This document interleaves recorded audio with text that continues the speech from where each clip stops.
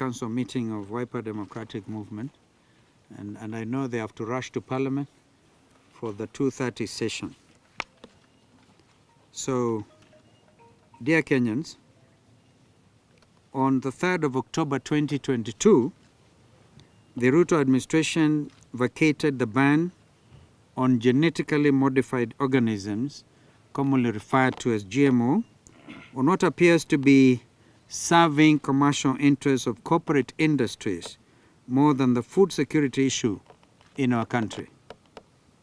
When I was a vice president in the Kibaki administration, we categorically had reservations against GMOs, and I remember that time our brother Raila was also the prime minister. We had reservations against GMOs because they do not only threaten the livelihoods of our small-scale farmers, but also pose a real threat to the health of every Kenyan as well as the environment.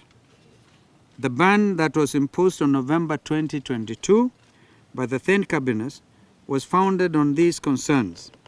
It is therefore important to demystify the impacts of GMOs and expose their propensity to be an existential threat to the biodiversity as we pride in as a country and our health.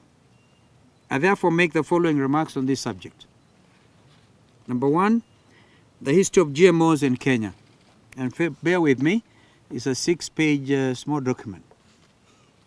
A genetically modified organism, GMO, is actually an animal or crop in which the genetic material had been altered or has been altered in a way that does not occur naturally. Genetic engineering is therefore different from natural breeding and poses special risks. In 2003, Kenya became the party to the Cartagena Protocol. Cartagena is a beautiful city, port city in Latin America. The Cartagena Protocol, which seeks to protect biological diversity from the potential risks posed by living modified organisms resulting from the modern biotechnology. It reestablishes an advanced, informed agreement procedure for ensuring that countries are provided with the information necessary to make informed decisions before agreeing to the import of such organisms in their territory. In 2012, Professor Gilles Eric Seralini, a professor at the University of Caen, France, did an experiment on rats, and rats fed on GMO maize and Roundup, weed killer, that resulted in kidney disease and mammary tumors. In fact, it was based on the Seralini findings. Inter alia, the cabinet resolved to impose a ban on GMOs. The Seralini study remains the most in-depth study on the toxicity of GM foods and associated pesticide, and its key findings remain valid to date despite attempts to discredit them. Therefore, the rationale in arriving at this decision is that the threshold of safeguarding human health and by extension the lives of the Kenyan people was non-negotiable, even if GMOs look like an attractive solution at their face value. Number two, impact of GMOs in Kenya. The lifting of the ban opens up Kenya to diverse challenges and threats posed by GMOs. The Kenyan multi-billion food market, SSA, is susceptible to manipulation by profit-hungry multinationals, handing over our food sovereignty to corporate manipulators. B, our biodiversity and national pride in the identity of the organic Kenyan seed will forever be lost to mutated forms of crops. GM crops cannot coexist with organic and non-GM crops due to contamination. And imagine our small farmers, where flowering and things, smallholders, every small farmer will get the contamination I'm talking about. Thirdly, with the opening of the importation of GMO maize, call it BT maize, our generic seed companies and small-scale farming risk dying out of a result of unfair competition from subsidized GMOs and corporate capture by the multinationals.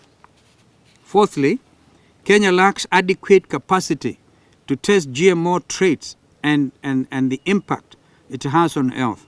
We therefore place the lives and livelihoods of our people at very serious risk by admitting GMOs into Kenya. And fifthly, admittance of GMOs into Kenya will also affect multilateralism, especially within the EAC community, whereby our neighboring countries that have banned GMOs and do export maize to Kenya will not be able to compete with the cheaper subsidized GMO maize. Moreover, having not been consulted by the Ruto administration, the ban on GMOs would jeopardize trade within the EAC and cause unnecessary trade restrictions as the non-GM neighboring countries attempt to protect their citizens from Kenyan GMO crops. And I saw President Suluhu during the meeting with President Ruto yesterday, I think it was in State House, Dar es Salaam, talk of reducing the non-tariff barriers. This matter of GMO becomes a clear non-tariff barrier. Thirdly, corporate capture. Corporate capture is when the sovereignty of a nation has been taken control of by the commercial interests of big industry. In this case, the selfish interests of multinationals that would go through lengths, and I dare say even to the extent of quid pro quo, in order to seize our food sovereignty, is not in doubt in this regime, and this regime stands as an accomplice. And therefore the burden of proving they are not is really on their side. Against the backdrop of this lift, the Ruto administration had met several delegations who have been aggressively lobbying for the lifting of the GMO ban in Kenya. We are also aware that these multinationals have sponsored skilled research on GMO biotechnology calculated to reach a desired outcome. We also take issue with the National Biosafety Authority, NBA, which is a body tasked with the responsibility to regulate genetically modified organisms in the country and ought to be neutral. Instead, we have noticed is concerned the way in which the regulator is one of the lead promoters of GMOs in Kenya. What is their motivation? We dare ask. As crusaders of moral practice, we are also surprised by the silence of the religious community, and specifically the church, which were once vibrant and vehemently against GMOs. Could it be that they have been pacified by this new administration and blinded to the moral and ethical question around GMOs that go against the order of nature? I call on the church to respond. We urge our religious leaders and faith-based organizations not to sell their soul, but to speak the truth at power at the altar of commercial interests and political expediency. The way forward, fellow Kenyans. Number one, Kenyans are heavy consumers of processed maize, and we produce an average of about 40 million bags of maize a year, yet our demand is about 55 bags of maize a year. Our deficit, therefore, is approximately 10 to 15 million bags of maize a year. Food security, my second point, should not be premised on maize consumption alone. We speak to all of us as Kenyans. There are other varieties of organic food such as sorghum, millet. Some of us grew on millet. I can tell you, the only competitors are the birds. Sweet potatoes, cassava, etc. that can complement or substitute shortage of maize diet. Kenyans ought to be sensitized on the need to diversify their eating culture and be able to demonopolize their dependency on a few staples like maize and rice. Point number three, the low cost of BT maize is as a result of highly subsidized farm implements and sophisticated mechanized agricultural practices in the first world. even if our farmers adopt the BT maize seed. This will not bring down the cost of maize, since the price is artificially manipulated by the profit-oriented multinationals. The government can plug this deficit. We dare offer this advice by supporting our farmers to produce more through better extension services, better inputs, climate resilient, and agroecological practices, be able to reduce post-harvest losses, and trade with our non-GM neighbors rather than resorting to the importation of risky GMO maize. Our point number 4, I'm now at page 5. I told you there are 6 pages. Science has shown gray areas as far as the safety of consumption of GMOs is concerned. This poses a grave challenge to already emaciated healthcare system in the long term. The dependence of GMOs on toxic herbicides is a threat to human health and the environment. The rush, therefore, to introduce GMO is alarming when the able in society, as well as many developed countries, are going organic. In fact, you go to any supermarket in Europe and you want to buy GMO food, the shop owners will tell you this is GMO, this is organic. And the organic food is more expensive than the GMO. This is the reality. We therefore must remain organic and avoid acceleration of food-related diseases such as cancer. Point number 5. Due to patents, our food system will be at the mercy of the multinational companies which own GMO technology, while our indigenous seeds and unique biodiversity will be facing extinction owing to the poor regulatory framework on GMOs in Kenya. In addition, Kenya fails to provide mechanisms for liability and redress in the event of possible harmful effects arising from the consumption and use of GMOs, or compensation for our farmers in case of contamination of the indigenous crops. We therefore direct National Biodiversity Authority as part of its mandate to ensure that these safeguards and redress mechanisms are in place. It's indeed their duty to make sure they are.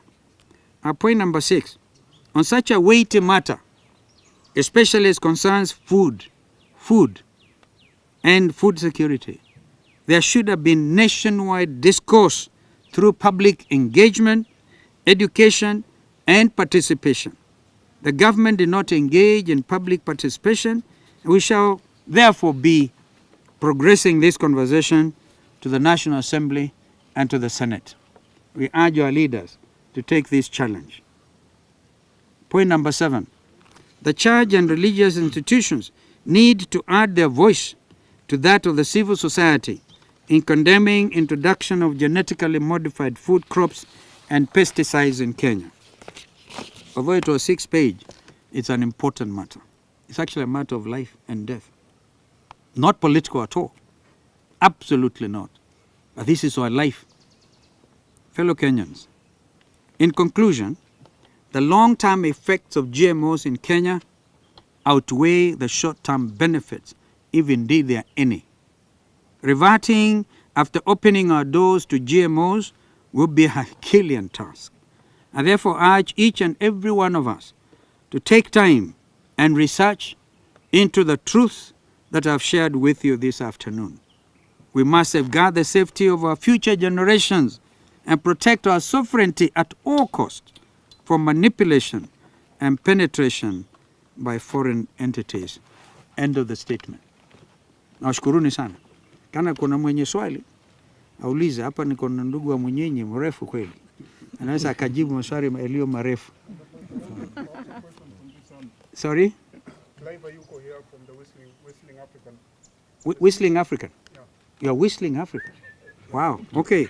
Okay, Bwana Ferimbi. Yeah, so the Seeds and Plant Varieties Act of 2022 actually prohibits farmers from sharing these indigenous seeds. So what's the way forward and what's your comments on this?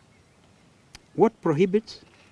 The Seeds and Plant Varieties Act of 2000. So Parliament is also an accomplice. So it prohibits them from sharing information. Prohibits farmers from sharing indigenous seeds. Or indigenous seeds. Yeah.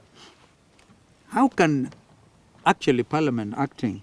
And the fine of the 1 million shilling for fine if you're perhaps found. 1 million shillings fine. Kupeana ile mbegu ile ya zamani ingine tulikuwa tunaanzeka juu kwa nyumba. I think that must have been a serious oversight on the part of Parliament. It's not related. Yes. But I think an amendment to that legislation would be an important matter to consider. Because how do you find mwananchi amepeana mbegu kwa mwenzake alafu unamtoa fine ya 1 million? Excessive. Another question. Yes, sir. Thank you, Citizen TV. Yes, citizen. What solution are you offering in regards to food scarcity and in regards to drought resistance crops in the country in the wake of global warming? So what are some of the solutions? You know, nakushukuru sana. I'm not able to offer a comprehensive solution.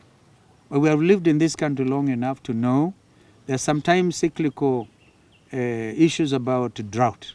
The management of drought, for example, we have the National Drought Management Authority, which I happen to know is trying a lot to see whether they can work, and we had the Deputy President call the stakeholders. That was a positive thing, to see how to deal with the matter of drought.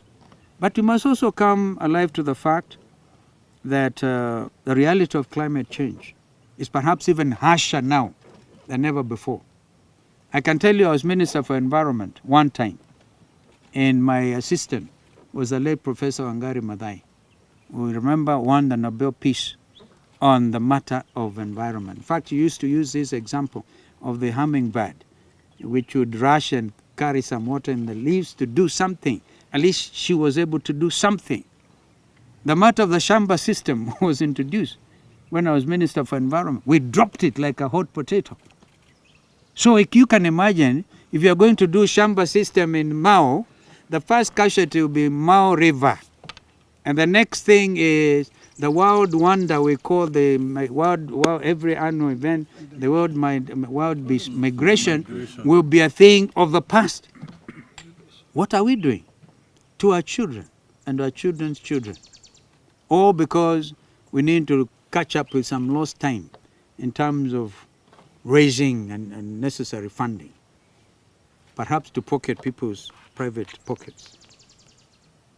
So this is a hot issue. That's why we are suggesting, it's a very hot issue, we are suggesting consultation, and the mechanism under the Constitution 2010 on public participation is very well established now, from the national government level to the county governments as well. We cannot rely forever on our development partners. We must take a hold of the destiny of our nation. Maybe ya pili ya mwisho. My name is Samuel Owin from Daily Nation. Yes, sir. When you say you're taking the fight to the National Assembly, what exactly do you mean? Is it that the Azimio coalition is going to enact, going to sponsor law or enact laws from going to block? One of the leaders, Sam, is here, the deputy leader. And this time we are not able to see deputy minority because we are going to court, yeah, to go against that ruling of my friend, Weta. He's still my friend, even if it occasions disharmony in the country. He knows it. Yeah, so we are ruling against that. I mean, you don't do those things. You don't. He's also a learned friend. You don't do certain things because future generations will look up. You remember today, Marende is a household name because what they used to say, Solomonic wisdom. So a ruling he made which actually affected me as a leader of government business. But you have to abide. So, ndugu Weta, tafadhali, usikubali manipulation. We ni ndugu yangu, tulikuta tear gas pamoja. Usisahau ndugu yako mwenzako, ambayo bado ako kwa madaki. We must stand for what is truthful and just in this country. Kwa hivyo tuenda kwa bunge na kwa Senate vile vile. The senators wako hapa. I don't know whether Wambua is here, another deputy leader. Dan Maanzo is here and the others. We mean business to save ourselves. You know, as I say, this is not about politics. And I was there with President Kibaki And there was a presentation to allow this thing, and we all unanimously as cabinet say no. May Mzee Kibaki continue to rest in peace. Yes, sir. Thank you. Nicholas Delay from CAS. Chamge. Chamge. Thank you. Good. I hear you speak, and someone would wonder as Kenya that do you fear the problem of businesses dying or people dying of hunger out of GMO? And then the next question is, we have Kenya seed, for instance, which deals with maize. We have Ilri. We have Calro, that deals with... Are you saying GMO will stop hunger? Hata Pope mwenyewe, muulize Papa Mtakatifu. Allow me to finish this. And he's a leader in these matters. Yes, sir. So my next question is, does it mean now approval of this GMO will not give an opportunity to institutions like Kenya Seed to transform and produce seeds? They will not transform, my friend. They will die off. Kenya Seed and the others, they can't match the level of competition by these multinationals. And I don't want to name names. We know them. They will die off. In fact, they'll be clamped with heavy legal costs on infringement of intellectual property. They will die off. Let's wake up and think about this. Nawashukuruni sana. Mtu wa mwisho, munisaidie mimi sio mwenye everything. Hii mambo ya GMO kwanza study. Yes, sir. Of course, we must do irrigation. I hear from Dan Maanzo. And I am a believer in serious irrigation now. In Kitui County, we started a huge project called the Wiki-Wiki Irrigation Scheme. I want to take a team of senators, if they can manage, to go and see. Unless we move away from this rain-fed agriculture, we will not be able to feed ourselves. Na vile tumeongezeka jameni, tuko wengi. My name is Giverson Maina. Yes, Maina. K24. Yes. My question is very straightforward. If I get from you, are you saying are you saying no for GMOs? Yes. Or you are saying wider consultation? I'm saying no. A big no. Until everybody is satisfied. So if you allow that public participation, maybe people come and convince me. When you convince, then I can say no. But science, and it is all a matter of science, and science is what you are following. Science does not lie. Research, if science may quote a famous French scientist who was able to guide our decision as a cabinet in 2012. Kwa hivyo, science. But also, I'm shocked. You know, I'm really shocked. Kenyans know I'm a believer. They do know. So I'm actually alarmed. I'm calling the believer community. Tafadhalini. Yani mumenyamaza mpaka sasa hakuna yeyote. There may be the remnant of the church who stand up and speak. Yeah. Yes, sir. Apollo. Yes, sir. We should have gone to the stars or the moon. Thank you. The way you are speaking and opposing it, are you telling the president to reverse his decision? I have not seen the clip where the president, as Minister for Agriculture then, was as vehemently opposed to GMO as I am. I think he probably had not looked at this. And I'm calling on William to also reconsider for the sake of this country. A leader is one who say, I'm properly guided, or let's discuss. But to lift the ban, and then you go to Tanzania the following day, alafu nasema, haya, mahindi yetu hampati. Njaa inazidi. Are we only going to be relying on kitunguu from Loitoktok, ambayo inatoka upande wa Tanzania? Even kitunguu may be GMO. I mean, BT common. What is it? BT cotton. Perhaps could be a reasonable something. I don't know. Because you have to really regrow our cotton and our cotton industry. But whether the GMO way, I'm not clear. Yeah. But at the moment, unequivocally, no. Talking of House committees, especially in the National Assembly, as Azimio, have you finalized? I told you this first of all, because if you are minority or majority, then that influences the number in the committees. Sindio? And this is a matter ambayo nimezungumza, kwamba sisi wenyewe tuko kwa mahakama. In the meantime, we have given instructions to our leadership in the House to remain seized with this matter. And I know they are. So like for House Business Committee this afternoon, will you be... That's why Robert Mbui is going there and others. Yeah. I used to be the chair of the House Business Committee. So I know. Sorry? It's 50-50. So it's 50-50. So that's not an issue. I think Robert can tell you that. It is. So that's not an issue. The House Business Committee will be set up today. And we wish them well. And Godspeed. To be able to lead the country in this discussion.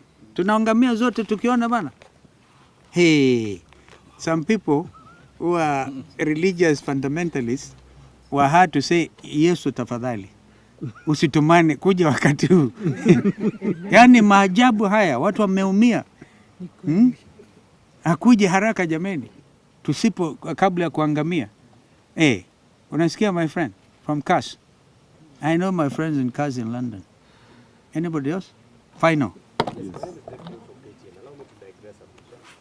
There's the issue about vetting of cabinet secretaries. What is the position of Azimio Moja One Kenya Coalition Political Party, considering that some of the appointees are pending court cases in terms of the issue about Chapter 6 of the Constitution?